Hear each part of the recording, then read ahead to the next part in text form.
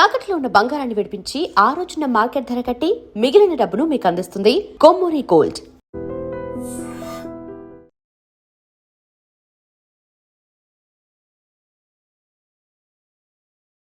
నమస్తే, welcome to I dream talking point with Kavitha.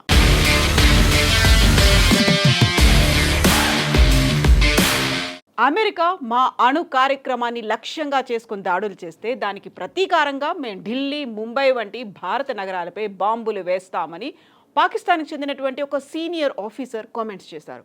America మమ్మల్ని attack చేస్తే Gulf దేశాల్లో ఉన్న వారి స్థావరాలపై కానీ ఇజ్రాయెల్పై కానీ దాడులు చేయడం మాకు భౌగోళికంగా కష్టతరం కావచ్చు, కానీ భారత్ను లక్ష్యంగా చేసుకోవడం మాకు చాలా సులభం. అందుకే మరో ఆలోచన లేకుండా భారత్పై దాడులకు దిగుతాం. ఇందుకు పాకిస్తాన్ ఏమాత్రం వెనకాడదు అంటూ పాకిస్తాన్ మాజీ దౌత్యవేత్త అబ్దుల్ బాసిత్ భారత్ను ఉద్దేశించి అత్యంత వివాదాస్పద వ్యాఖ్యలు చేశారు. పాశ్చాత్య దేశాలు తమ నగరాలను లక్ష్యంగా చేసుకుంటే తాము భారత్పై దాడులు చేస్తామంటూ పాక్ మాజీ హైకమిషనర్ అబ్దుల్ బాసిత్ చేసినటువంటి షాకింగ్ కామెంట్ల మీద ఇప్పుడు ప్రపంచవ్యాప్తంగా చర్చ జరుగుతోంది.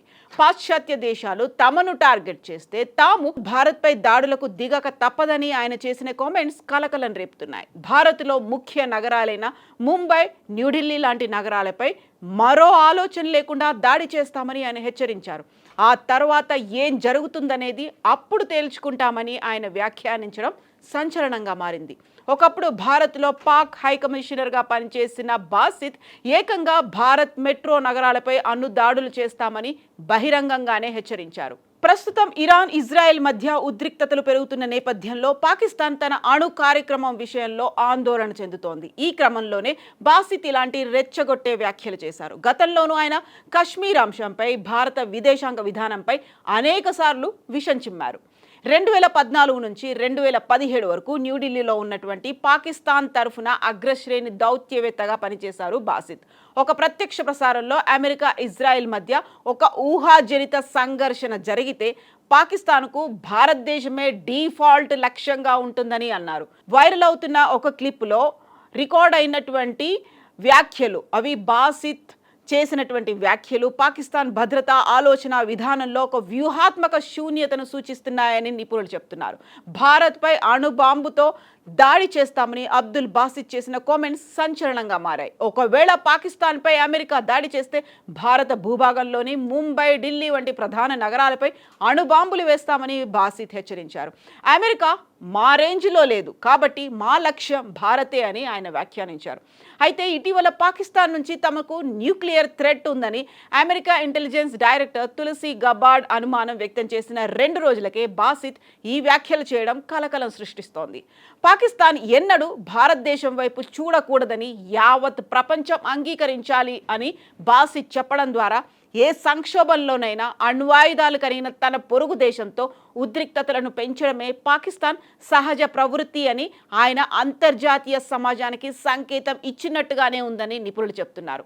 ఒకప్పుడు ద్వైపాక్షిక శాంతి ప్రక్రియలను నిర్వహించిన మాజీ రాయబారి ఇప్పుడు అమెరికాపై ప్రతీకార చర్యలకు భారత్ నగరాలను లక్ష్యాలుగా పేర్కొనడం పాకిస్తాన్ అధికారిక వ్యవస్థలోని ఉన్నత శ్రేణి వ్యక్తి అయినటువంటి బాసిత్ చేసినటువంటి ప్రకటనలు అప్పటికప్పుడు చేసినవి కావని, అవి పాకిస్తాన్ భద్రతా సంస్థ ముందుగానే సిద్ధం చేసిన ప్రణాళిక అయి ఉండొచ్చు అనేటువంటి అనుమానాలు వ్యక్తమవుతున్నాయి.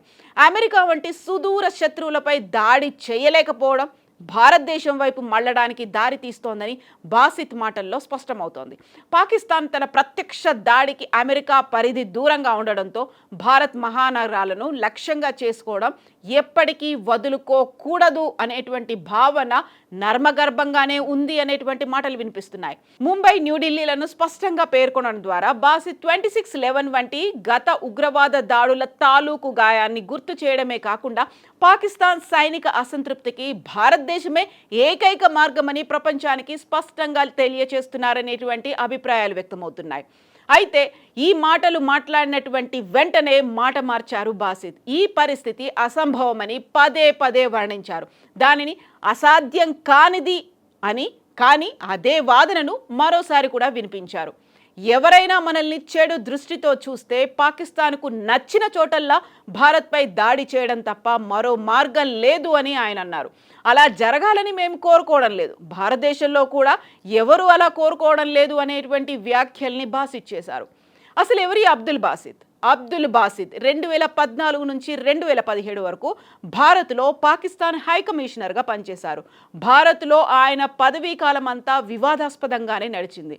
దేశం నుంచి వెళ్ళిపోయాక తాను రాసుకున్న ఆత్మకథలో కూడా ఇదే తరహా వ్యాఖ్యలు ఆయన చేశారు. భారత ప్రభుత్వం వద్దని సలహా ఇచ్చినప్పటికీ ఆయన హురియత్ కాన్ఫరెన్స్కు చెందిన కశ్మీరీ వేర్పాటువాద నాయకులను కలవడంతో విదేశాంగ కార్యదర్శి స్థాయి చర్చలను భారతదేశం రద్దు చేసింది. దాంతో ఆగస్టు 2014లో ఆయన పదవీ కాలం ప్రారంభమైంది. 2015లో జరిగిన హార్ట్ ఆఫ్ ఆసియా కాన్ఫరెన్స్లో ఇరు దేశాల సమగ్ర చర్చలకు అంగీకరించారు. బాసిత్ దాన్ని ఒక ముఖ్యమైన ఘట్టంగా పరిగణించారు. అయితే 2016 పఠాన్కోట్ ఉగ్రవాద దాడి తర్వాత ఆ ప్రక్రియ కుప్పకూలిపోయింది అనేటువంటి వ్యాఖ్యలు కూడా చేశారు. ఆ తర్వాత తన పుస్తకంలో తాను ప్రధానమంత్రి నరేంద్ర మోదీకి లొంగిపోవడానికి సిద్ధంగా లేనని, అలా చేస్తానన్నందుకు తన సొంత ప్రభుత్వాన్ని విమర్శించానని ఆయన పేర్కొన్నారు. ఇక అంతకుముందు బాసిత్ జర్మనీకి పాకిస్తాన్ రాయబారిగా 2012 నుంచి 2014 వరకు పనిచేశారు.